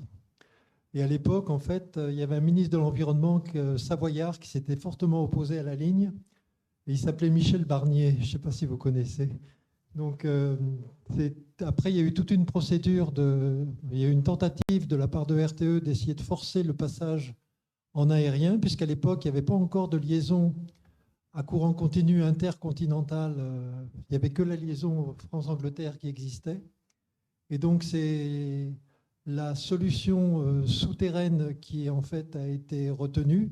Et cette solution souterraine, compte tenu de la longueur de près de 300 km de liaison souterraine, c'est la liaison en courant continu qui en fait a été choisie parce que les liaisons en alternatif étaient trop longues, quoi. Et en fait, on avait trop de pertes en alternatif. Sur le graphique que je montrais tout à l'heure, vous vous rappelez, c'était à peu près 150, 160 km. Alors après, ça dépend des tensions, des natures de câbles, mais l'ordre de grandeur, c'est ça. Au-delà de 150, 200 km, l'alternatif câble devient problématique. Et cette liaison France-Italie a bénéficié d'une circonstance favorable. Ça a été la construction de l'autoroute de Maurienne. Et la liaison en courant continu, elle est dans la bande d'arrêt d'urgence de l'autoroute, quoi. Donc tout va bien. J'ai une petite question à Marc.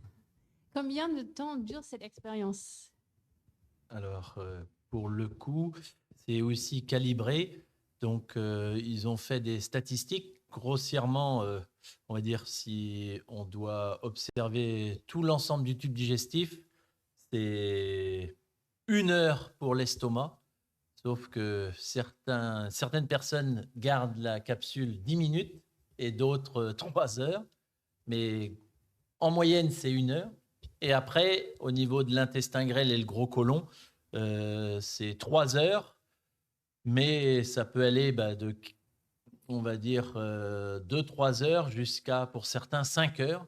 Et globalement, il faut avoir une autonomie batterie de 8 heures pour être sûr de pouvoir réaliser l'ensemble de l'exploration. Et sachant qu'on peut rajouter également que maintenant les caméras aussi dévorent un peu l'énergie et c'est 5 à 25 images secondes. Et quand vous partez sur une exploration et vous ne savez pas trop ce que vous allez observer, il y a on va dire des expériences où ils vont jusqu'à 25 000 images. Et après, il faut traiter tout ça. Donc, on va dire qu'on est, on va dire, au démarrage, voilà, d'une nouvelle forme on va dire, d'observation, parce que bon, faire des coloscopies, tout le monde voit que c'est plutôt par l'autre sens qu'on envoie l'explorateur. Là, c'est vrai que par la bouche, c'est plus simple. Et après, le système va pouvoir se véhiculer et on va dire, si possible, aller jusqu'au bout. Et s'il y a un crash, c'est le côté, certains envisagent que le crash peut être aussi, il n'y aura pas besoin de chirurgie parce que ça va s'autodétruire. Et là, on est plutôt mission impossible, mais sur un laps de temps un peu plus long. Merci. Oui, alors moi j'ai plusieurs questions qui font peut-être un peu le lien entre les interventions, notamment d'abord sur l'osmose. Est-ce qu'il y a des applications avec des applications de désalinisation? Parce que ça crée beaucoup d'eau saumâtre et donc je pense notamment à Barcelone où ils ont des gros projets comme ça. Est-ce que c'est possible que les eaux saumâtres de désalinisation permettent des gradients pour ce type de projet? Est-ce qu'il n'y a pas aussi un enjeu au niveau des embouchures s'il y a des membranes sur certains sédiments qui resteraient bloqués à l'embouchure? Donc là, on n'est plus sur des enjeux écologiques. Pour faire après le lien sur peut-être le réseau, ça reste, que ce soit des éoliennes offshore ou ce type de solution, ça reste quand même des solutions où on a des centrales de production qui acheminent sur le réseau.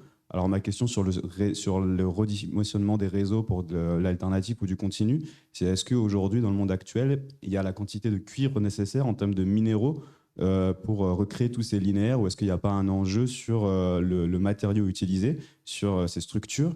Et pour rouvrir sur le stockage, mais là, du coup, ça sort vraiment de l'alimentaire ou de batteries biodégradables, c'est plutôt... Alors là, c'est même plus dans la mer, mais c'est plus dans l'air. Est-ce que les solutions comme de l'air comprimé peuvent être des solutions de stockage qui permettraient de pallier aux énergies intermittentes, notamment sur des usages, pas du chauffage, mais tous les autres usages domestiques, à l'exception du chauffage, pour décompresser l'air la nuit et refaire de l'électricité avec. Voilà, ces 3 questions qui peut-être font un peu le lien, bon, un peu moins sur le comestible, mais voilà. J'ai quelque chose. Je peux commencer éventuellement. Ouais. Peut-être, alors déjà pour le stockage, moi j'avais été fascinée. J'avais vu une entreprise qui était en Inde. Et ils stockaient de l'énergie mécanique grâce à des blocs de béton qui montaient un petit peu. Non, pas de l'énergie, ils les faisaient juste monter en statique et du coup, ça avait une Je vois, version ok. de 100% quasiment ou 99%. Ils faisaient juste monter leur bloc de béton et puis ils pouvaient le garder un tout petit peu en l'air pendant des années et des années, aucune perte. Enfin, tout se passait très bien et je trouvais ça peut-être même mieux que l'air comprimé, j'ai envie de dire, où il y aura toujours des fuites. Bon, bref, ça reste une petite anecdote. Pour la désalinisation, en fait, c'est exactement le même principe. En fait. La récupération d'énergie et la désalinisation par la reverse électrodialysis. C'est-à-dire que dans un cas, on a une différence de salinité, on récupère un courant. Dans l'autre cas, on applique un courant et on différencie les espèces. Donc, c'est les mêmes membranes, c'est le même système. C'est juste que c'est le système inverse, en fait. Du coup, pour revenir sur votre question, oui, on désalinise, donc on va créer des gradients, on va avoir des choses très concentrées et après on peut les récupérer pour recréer le courant. Mais bon, à la fin, on a quand même des pertes, quoi. C'est-à-dire qu'on va avoir un courant pour désaliniser et puis on va récupérer un courant en resalinisant. Enfin, en tout cas, au niveau physique, c'est la même chose. Je crois que c'était tout. Ah oui, et les sédiments, j'en sais rien. Je prends le réseau. Si, c'est une vraie question, c'est un vrai problème. En fait, alors j'ai pas les chiffres exactement, donc moi je me suis pas présenté, même si j'ai été effectivement introduit. Je travaille chez Supergrid Institute. Et en fait, on a un centre d'ingénierie. En fait, on fait des études et on produit de l'avance technologique pour des clients qui vont eux être des producteurs, donc typiquement des câbliers ou des fabricants de matériel. Juste pour donner une illustration, je ne sais pas exactement en termes de volume de cuivre, d'aluminium. Donc, c'est cuivre, aluminium, éventuellement acier, que ça représente, la question que vous posez. Le RTE, donc juste la partie française du réseau de transport d'électricité, a annoncé un investissement de 100 milliards pour renforcer le réseau à 2040. Donc, en cuivre, en aluminium, je ne sais pas, mais ça veut dire effectivement beaucoup. Parce que c'est de la matière, ça dont on parle, c'est de la matière. Donc l'enjeu, effectivement, il est là, c'est de réduire notre dépendance en matière vis-à-vis peut-être de la Chine, des États-Unis, de tous ces pays-là. Et aujourd'hui, des gens comme Nexans, comme Prysmian, comme les grands fabricants de câbles, surtout, puisque c'est ça que, quand on parle de ces fameux 300 gigawatts en mer du Nord, c'est ça que ça veut dire, investissent énormément de leur temps et dans la R&D de façon à être capable de récupérer des câbles et de recycler les matières, principalement les conducteurs. Après, ça pose énormément de questions de qualité, de traçabilité. Des câbles, ils vieillissent. Donc, comment on les récupère? Est-ce que finalement, c'est si écologique que ça, d'aller récupérer un câble qui a passé 40 ans dans les fonds marins ça pose aussi d'autres questions. En tout cas, c'est des choses que les fabricants, et notamment les câbliers, principalement, regardent de très près. Et là-dessus, je ne veux pas dire qu'il y a panique, mais il y a gros point d'interrogation sur la façon dont on va pouvoir trouver la matière nécessaire et être en adéquation avec les objectifs environnementaux de ces fameux 300 gigawatts. Et donc, un petit commentaire sur le réseau, là aussi. Par rapport en fait, au schéma qu'a présenté Paul, où on voit un grand axe à courant continu sur l'Allemagne. Il y a aussi des réflexions qui sont faites sur la possibilité de réutiliser des lignes à courant alternatif en courant continu, avec de ce fait une augmentation importante de la capacité de transport, puisqu'en fait, le courant alternatif permet de tenir la fréquence au niveau européen et on peut sacrifier quelques liaisons alternatives en continu sans avoir de risque particulier sur le maintien de la fréquence intercontinentale, quoi. Alors, un petit complément. Et du coup, ça renvoie aussi au sujet du cuivre et des matières, puisque en courant continu, en fait, on a besoin de 2 câbles pour transmettre le courant, un plus, un moins. En courant alternatif, je vous le présentais tout à l'heure sur la machine tournante, en fait, il faut 3 câbles. Donc, le courant alternatif est déjà plus consommateur de matière que le courant continu à puissance égale. Donc, c'est aussi une partie de la réponse et du passage vers le courant continu. En densité de courant. Et alors, pour rebondir sur la triple question, là, pour le coup, en santé, on va éviter d'utiliser le cuivre qui peut provoquer aussi certaines maladies. Et là, il y a un système qui a été développé par les Chinois où ils vont produire de l'énergie en utilisant une plaque d'or avec des micropores qui permettra de récupérer l'oxygène du sang pour produire l'énergie. Et cette batterie peut devenir quasiment un médicament parce que si elle est positionnée, on va dire, proche de la tumeur, par exemple, elle peut piéger le sang de l'oxygène de la tumeur pour la tuer, ou la batterie va émettre une chaleur qui sera exploitée pour détruire les cellules cancéreuses. Donc, c'est en train d'être étudié, sachant que le système, on va dire, breton à Morlaix, utilisant l'hémoglobine, on va dire, d'un ver marin qui fixe 40 fois plus l'oxygène, pourrait être aussi mise à profit pour faire un peu un appel d'air à oxygène et derrière utiliser l'oxygène in situ pour détruire cette fois-ci, mais de façon focalisée ou vectorisée. D'accord. Merci beaucoup. Ouais.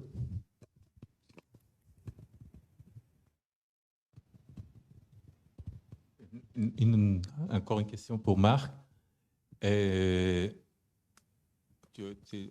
Tu as parlé de l'exploration du système digestif. C'est de la science-fiction d'imaginer qu'on puisse avoir de la robotique pour explorer les systèmes vasculaires sanguins ou la topologie avec, on va dire, les dangers de finir dans les petits capillaires bloqués exclut totalement cette option. Il faudra bien choisir ces vaisseaux. Après, autour du système, on va dire, cardiovasculaire, il y a sûrement moyen. Mais c'est vrai que techniquement parlant, là, la miniaturisation va être très importante parce que c'est vrai qu'une artère, une veine, une artériole, c'est pas tout à fait la même chose. Mais c'est vrai que maintenant, on fait des systèmes, c'est des grains de riz, c'est la taille d'un grain de riz qui va être bardé d'électronique. Là, on parle de micro-nano-batteries et on implante ça chez les poissons pour savoir où ils vont, on va dire, circuler dans les océans pour après peut-être aider à mieux maîtriser, on va dire, leur pêche ou pas, ou savoir les zones, à quel moment de l'année ils vont dans tel endroit et peut-être éviter des surpêches. Donc, sur les animaux, on fait certaines choses. Après, ça va être techniquement parlant, les vaisseaux sanguins, ça va être assez challenging. Mais why not?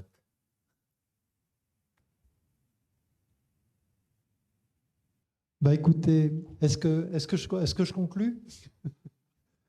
Écoutez, je vous remercie tous les trois.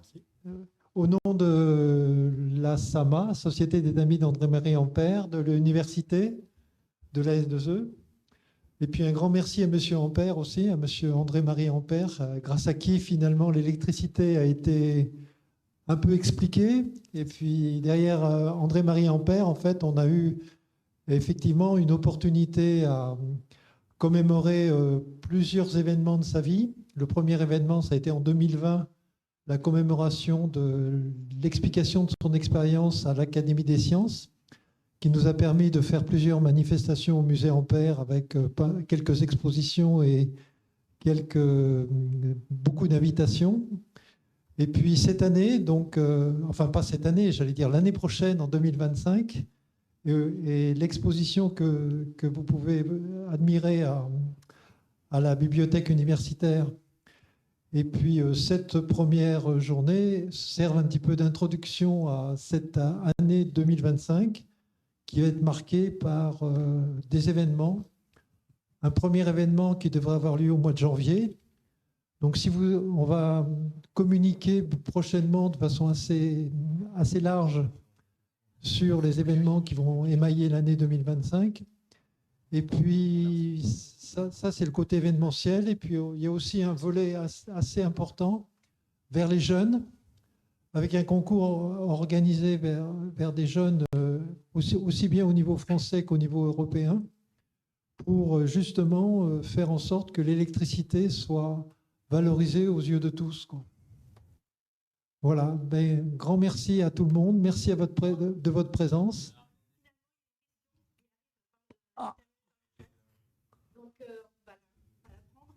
J'ai l'impression qu'elle est pour moi. Alors, des pays comme la Chine. Comme la Chine. Alors, en France, on a la chance quand même d'être particulièrement bien doté en termes d'industrie sur ces activités-là, fabricants. Donc, je citais tout à l'heure Nexans, qui est un célèbre câblier français. On a un célèbre fabricant de matériel électrique de transport haute tension qui s'appelle General Electric. Il ne paraît pas français, mais il ne l'est d'ailleurs pas. Mais en l'occurrence, il a racheté les activités d'Alstom il y a maintenant 5 à 10 ans. Et le contexte, ce qu'il faut savoir, c'est qu'en fait, en France, les choses ne se jouent pas sur le terrain de la France. Quand on parle de ces grandes infrastructures de réseau électrique, RTE développe son réseau, mais quand il s'agit du courant continu, comme je vous l'ai introduit, en fait, on parle quasiment toujours de liens qui sont transfrontaliers. Donc en fait, RTE n'est pas seul dans cette histoire-là. Et ce qui se passe en Europe aujourd'hui pour développer ce réseau en mer du Nord, tel que je l'illustrais de façon très, très simpliste, avec des bâtons, des éoliennes, c'est qu'en fait, il va falloir être capable de faire coopérer les différents gestionnaires de réseaux européens. Pour faire coopérer les différents gestionnaires de réseaux européens, ça veut dire aussi que pour qu'il y ait la loi du marché qui s'applique et que ça ne coûte pas trop cher aux contribuables européens, ça veut dire qu'il faut qu'il y ait une offre sur le matériel électrique demain en termes de convertisseurs qui soit là. Donc ça veut dire qu'aujourd'hui, les grands constructeurs européens, Siemens, Hitachi, encore un grand constructeur européen, qui était ABB avant, ASEA Brown Boveri, et puis General Electric. Donc c'est les 3 principaux acteurs sur le sol européen. Il faut qu'ils développent ce qu'on appelle l'aspect multivendeur et interopérable. Donc les gestionnaires européens veulent pouvoir acheter presque indépendamment un matériel ABB avec un matériel Siemens, et enfin, il va falloir qu'ils marchent avec un matériel Hitachi. Et ça prend énormément de temps à faire parce qu'en fait, il faut mettre les acteurs autour de la table. Il y a des questions de propriété intellectuelle et il y a tout simplement des questions d'opérer un réseau AC DC qu'on ne connaît pas aujourd'hui.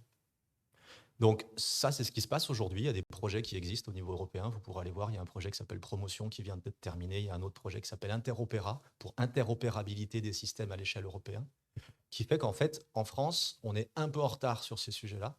Mais on est en retard parce que on développe cette interopérabilité des systèmes qui est le prérequis en fait à ce qu'ils puissent devenir extensibles et étendables au-delà des frontières. La Chine, donc du coup pour reprendre ce sujet-là, on va dire que sur le sujet il y a un positionnement politique un peu plus autoritaire, avec un terrain qui, en termes de géographie, se suffit à lui-même. Et donc, la Chine a tout simplement imposé ses standards. Ils n'ont pas de sujet d'interopérabilité entre différents constructeurs. Ils ont tout simplement dit, tiens, telle partie de la Chine, ça va être toi comme constructeur qui va faire ça. Tu vas faire ça comme... il y aura un autre vendeur qui... En fait, ils se sont partagés un petit peu les travaux et ça a été fait vraiment de façon planifiée. Dès qu'il va falloir qu'ils sortent de chez eux, par contre, ils vont se confronter aux mêmes problèmes et problématiques qu'on essaye de gérer en Europe. Donc, en fait, on prend du retard pour prendre de l'avance sur ces sujets de la construction d'un grand réseau. Voilà. Mais on n'est pas... alors, on est dépendant sur des sujets de matériaux. Il y a une technologie dont je n'ai pas parlé ici qui est primordiale pour le courant continu, c'est le disjoncteur à courant continu. Aujourd'hui, en courant alternatif, on vit avec ça. On sait ce qu'est un disjoncteur à courant alternatif. On a la chance d'avoir un 50 Hz ou un 60 Hz. Donc, le courant passe naturellement à zéro toutes les 10 millisecondes. Ça, c'est une chance inouïe. On a une petite fenêtre de tir pour interrompre le courant. En courant continu, ça n'existe pas. On est avec une tension en permanence, donc une puissance qui est en permanence là. Il faut imaginer une locomotive lancée à pleine vitesse qu'il faut interrompre de façon très, très rapide. Et donc, en Europe, on va dire qu'on est en train de chercher ces solutions techniques avec différents acteurs. La Chine a pris un parti pris sur une technologie, l'a développée à fond et ils ont déjà installé ce type de technologie. Et ils ont un réseau démonstrateur courant continu, 550 kV avec 5 terminaux. Ça s'appelle le projet Zhangbei, pour ceux que ça intéresse. et qui existe depuis les 5 ans en opération, et sur lequel on a très peu de retours de REX, de retours d'expérience. Donc, on a les acteurs en place, il y a plein de choses qui se mettent en place, il y a le cadre régulatoire qui reste une problématique, et puis l'harmonie entre les acteurs de façon à ce qu'il y ait une libre compétition, mais tout ça, c'est en route. Après, il nous faut du cuivre, il nous faut de l'aluminium. Et des financements, 100 milliards, 2040, rien qu'RTE.